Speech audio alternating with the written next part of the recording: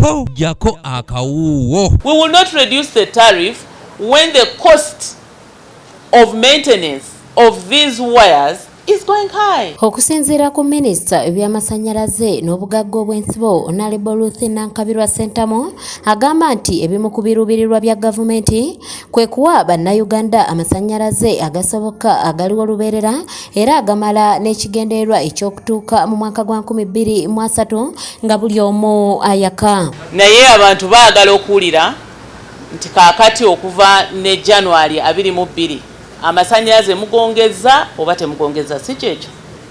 Naye mu kwogera kwange kubanga alufutifuti nagambye nti bwe tuba tulangirira nze ndiwo okulaba nti National Development Plan eyokusatu tugigoberera.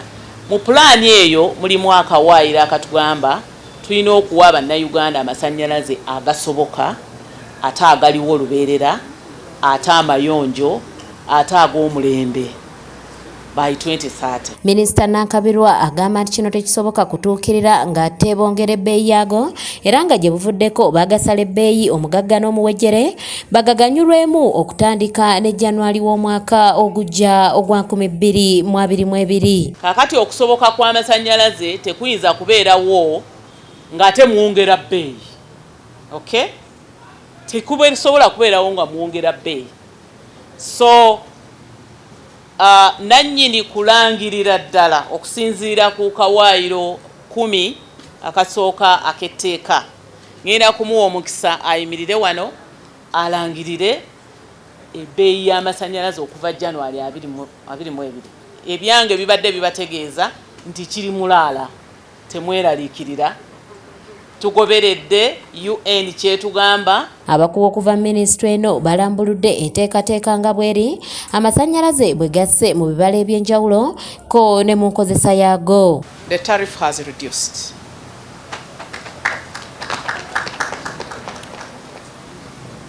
Secondly, we have introduced a special tariff for cooking at 412 Uganda shillings per unit. How is this going to work? The first 15 units apply to the needy Ugandans who consume monthly not more than 100 units. So if you are not in that category, you are not going to benefit from the lifeline units of 250 per unit. Am I clear there? Then the Ugandans are also going to benefit if they consume up to 100. They are going to have like 19 units of the cooking tariff out of their 100 units, taking it as an example. Lwaki nze munteeka ku 741 omunaku waabwe mazima abantu bano abagagga ne mubateeka ku 472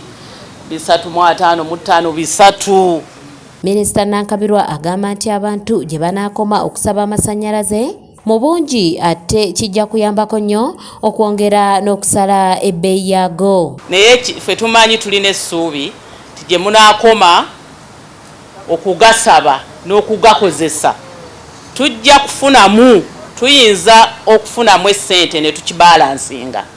Ekikulu kya kuyamba to enhance demand. Okay?